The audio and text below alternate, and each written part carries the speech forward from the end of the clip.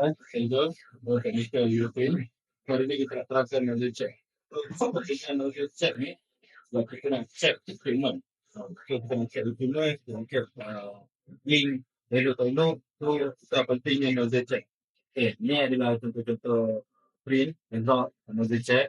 So, kepentingan nozzle check ni, first kali, semasa penting, satu adalah kita nak check kualiti cetakan kita. Lepas tu, kedua, kepentingan nozzle check ni adalah kita nak tengok kalau ada apa-apa masalah dan kesihatan pada mesin kita. Okay, so dengan ini, kalau nozzle check kita okey, so kita boleh jaga kualiti print result kita. Okay, so sekarang kita nak check print result, nozzle check. So first, biasanya kita buat nozzle check ni sebelum kita hasilkan apa-apa cetakan lah. Okay. So first kali, kita pastikan ada cetakan kita yang masam ni. Lepas tu kedua, kita kena guna PVC ni. Berapa kita pakai PVC sebab kita nak tengok colour. Kita nak tengok colour hitam, biru, kuning, merah, lepas tu putih dengan UV. Okay, so ni butang check. Kat sini lah untuk kita check nozzle lah. Kita dah print di sini. Lepas tu kita boleh terus, kita akan print je.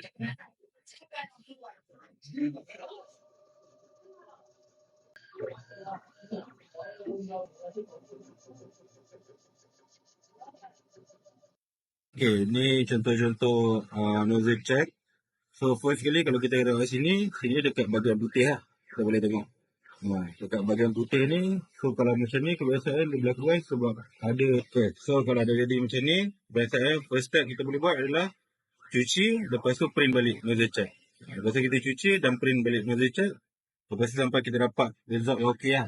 Okay, so kesimpulan dia, lepas kita dah print 3 kali, lepas tu kita pun dah print nozzle check 3 kali. So kita boleh tengok kat sini dah ada improvement.